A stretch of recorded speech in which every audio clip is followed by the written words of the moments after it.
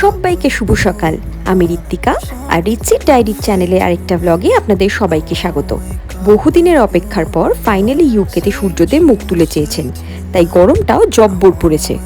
এই সপ্তাহে ম্যাক্সিমাম এখানে 30 ডিগ্রি অবধি টেম্পারেচার যাবে, তাই গভর্নমেন্টের তরফ থেকে হিট ওয়েভ ওয়ার্নিং জারি করা হয়েছে। আর তারপর থেকে পুরো ইন্টারনেট জুড়ে দেখি মিমের বন্যা। ইন্ডিয়াতে 50 ডিগ্রিতে যেখানে লোকজন 26 এসির টেম্পারেচার সেট করছে, সেখানে ইউকেতে গভর্নমেন্ট হিট ওয়েভ ওয়ার্নিং জারি করে দিল। তার পেছনে কিছু কারণ রয়েছে। আজ তবে চলুন শেয়ার করছি ইন্ডিয়া ইউকে সামারের বেসিক ডিফারেন্স কি। রোদের অবস্থা তাকানো যাচ্ছে না। এটা সকাল 7টার রোদ। দেখুন, ইউকে মূলত শীতপ্রধান জায়গা। বছরে 10 মাস অ্যাভারেজ টেম্পারেচার 10 থেকে 12 ডিগ্রি থাকে, তাই এখানে বাড়িগুলো সব হিট ইনসুলেটেড হয়। প্লাস কার্পেট আর উডেন ফ্লোরিংয়ের জন্য ঘর একবার গরম হলে ঠান্ডাই হতে চায় না। সেকেন্ড, ইউকে একটা আইল্যান্ড, তাই হিউমিডিটিও খুব বেশি। প্লাস এর জিওগ্রাফিক্যাল লোকেশন অনেকটা নর্থে হওয়ায় আর এয়ার পলিউশন মিনিমাম থাকায় স্কিনে এফেক্টও বেশি হয়। এছাড়া এখানে ইনফ্রাস্ট্রাকচার গরম এনভায়রনমেন্টকে সাপোর্ট করার জন্য একদমই নয়। একটা বাড়িতেও এসি তো দূরে থাক, বিল্ট ইন ফ্যানও নেই, তাই একমাত্র পেডেস্ট্রিয়াল ফ্যানই ভরসা। ওই ধরুন, কোনোবার শীতকালে যদি কলকাতায় 3-4 ডিগ্রি টেম্পারেচার নেমে যায়, ওখানকার মানুষদের যা অবস্থা হবে, এখানেও সামারে 30 ডিগ্রিতে সবাই প্যানিকড। গরম থেকে বাঁচতে ইন্টারনেটে কিন্তু বেশ কিছু মজার টিপস পাওয়া যায়। এই দেখুন, ইউক্যালিপটাস এর পাতায় বলে যে অয়েলটা থাকে, ওটা নাকি স্নানের জন্য খুব বেনিফিশিয়াল। আমিও তাই নিয়ে আসলাম। এমনিতে তো অ্যাজ সাচ কিছু গন্ধ নেই, কিন্তু পাতাটা চিপলে বেশ কিন্তু ওই বামের মতো ঝাঁঝালো একটা গন্ধ পাওয়া যাচ্ছে। এটাকে বলে শাওয়ারে ঝুলিয়ে রাখলে শাওয়ারের জলের সাথে ইউক্যালিপটাস অয়েলটা সিক্রেট হয়ে একটা খুব ভালো রিফ্রেশিং এসেন্স তৈরি হয়। কোনোদিন ট্রাই তো করিনি, তাই দেখি আদেও কিছু হয় কি না। শুধু মানুষ না, গরমে গাছগুলোরও খুব বেহাল অবস্থা। অনেকগুলো পাতা দেখছিলাম হলুদ হয়ে এসছে, তাই ভালো করে জল দিয়ে একটু বাইরে ছায়াটাতে রাখলাম। মিনওয়াইল লেবু আর মিন্ট দিয়ে একটা ডিটক্স ওয়াটার বানিয়ে নিচ্ছি। এমনি জল খেতে তো খুব একটা ইচ্ছা করে না, তাই এইরকমভাবে জলটা বানিয়ে রাখলে খাওয়াটা একটু বেশি হয় আর কি। পুরো গরমকালে যদি সব থেকে ভালো কোনো ব্যাপার হয়ে থাকে, সেটা হচ্ছে আমের অ্যাভেলেবিলিটি। এই সপ্তাহে ইন্ডিয়ান স্টোরে গিয়ে দেখি খুব ভালো আলফানসো আম তুলেছে, তাই আমি এক বক্স নিয়ে নিলাম। এক বক্সের দাম এখানে পড়লো ওই ধরুন 6টা ছিল 11 পাউন্ড। আর কি করা যাবে, এই তো কদিনের সামার, যে কদিন আম পাওয়া যায় খেয়ে নিই। ঘড়িতে অলমোস্ট 9টা বাজে। চলুন এবার নেক্সট 4-5 ঘন্টা জমিয়ে অফিস করা যাক।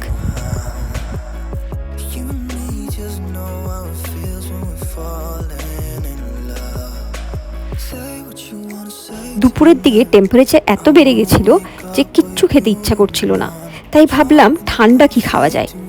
ফ্রিজে কালকের ভাত ছিল, সেটা দিয়ে মনে হলো কার্ড রাইস বানালে কেমন হয়। আর তার সাথে মুসুরির ডালের বড়া। ডালটাকে একটু আগে ভিজিয়ে রেখে মিক্সিতে ব্লেন্ড করে পেঁয়াজ কুচি, লঙ্কা কুচি, কালো জিরে, পোস্ত আর নুন দিয়ে ভালো করে মিশিয়ে একে একে বড়াগুলো করে নিলাম। আর কার্ড রাইস তো খুবই সিম্পল। একটা বাটির মধ্যে দইটাকে ফেটিয়ে নিলাম, আর ওই যে বড়া ভাজা তেলটা ছিল তার মধ্যে একে একে কারি পাতা, পুদিনা পাতা, কাঁচা লঙ্কা, শুকনো লঙ্কা, বাদাম আর কাজু বাদাম দিয়ে সবকিছু একটু নাড়াচাড়া করে দইয়ের মধ্যে ঢেলে দিলাম। ব্যাস, একটু নুন মিশিয়ে ওই পুরো মিক্সচারটাকে দিয়ে দিলাম ভাতের মধ্যে। রেডি।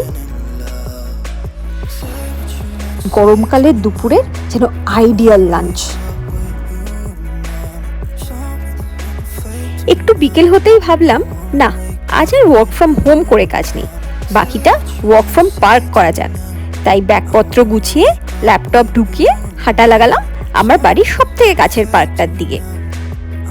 বাড়ি থেকে ঠিক 3-4 মিনিট হেঁটেই এই পার্কটা, নাম ফোরবারি গার্ডেন্স। চলুন আজকে আপনাদের ভেতরটাই নিয়ে যাই। স্প্রিং বা সামারে এই পার্কগুলো এত সুন্দর লাগে, চারদিকটা ফুলে পাতায় পুরো ভর্তি। কি সুন্দর সবুজ হয়ে আছে দেখুন।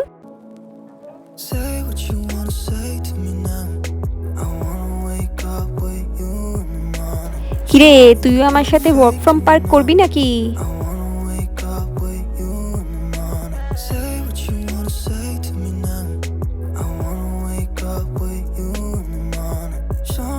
দুদিন আগে এই জায়গাটা পুরো গোলাপে ভর্তি ছিল। অতি গরমে এদের অবস্থাও খুব বেহাল।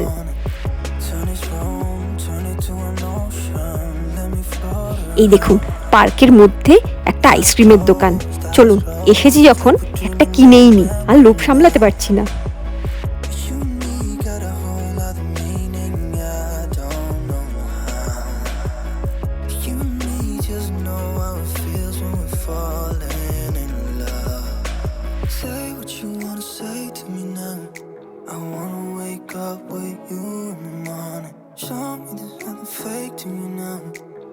কাজের শেষে বাড়ি যাওয়ার সময় আজ বড্ড পাস্তা পাস্তা মন করছিল, তাই ভাবলাম এই দোকানটা থেকে একটু ফ্রেশ প্রন তুলে নিলে কেমন হয়।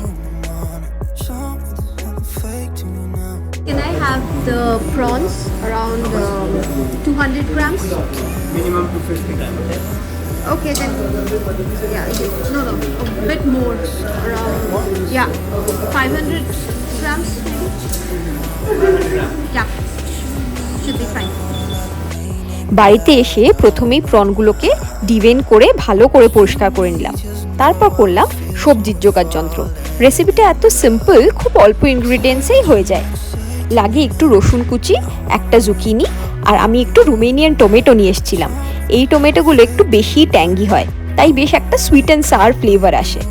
এবার একটা প্যানে অল্প একটু বাটার আর অলিভ অয়েল মিশিয়ে তার মধ্যে একে একে রসুন কুচি, জুকিনি আর টমেটোগুলো দিয়ে ভালো করে সটে করে নেব।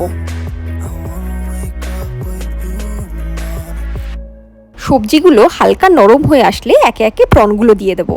খেয়াল রাখতে হবে প্রনের সাইজগুলো যেহেতু একটু বড়, তাই ডিরেক্ট যাতে প্যানের হিটটা পায়। পাশে আরেকটা সসপ্যানে বেশ খানিকটা নুন আর অলিভ অয়েল দিয়ে জল গরম বসিয়েছিলাম। জলটা ফুটে আসলে দিয়ে দেবো স্প্যাগেটি। এইভাবে যদি একটা টং নিয়ে ঘুরিয়ে ঘুরিয়ে স্প্যাগেটিটাকে জলের মধ্যে ঢুকিয়ে দেন, তাহলে আর স্প্যাগেটি ভেঙে যাবে না।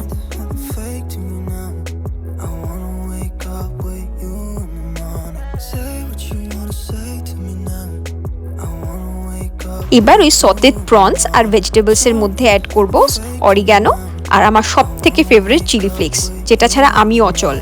আর হ্যাঁ, এবার দুটো খুব important ingredient, lemon and parsley.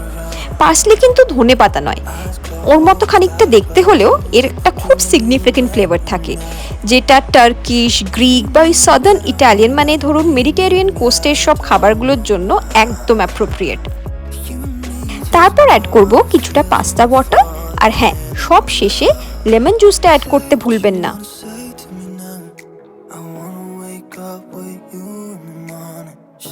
সব ইনগ্রিডিয়েন্টস দেওয়া শেষ। এবার সব কিছু ভালো করে মিশিয়ে লাস্টে পাস্তাটা অ্যাড করব।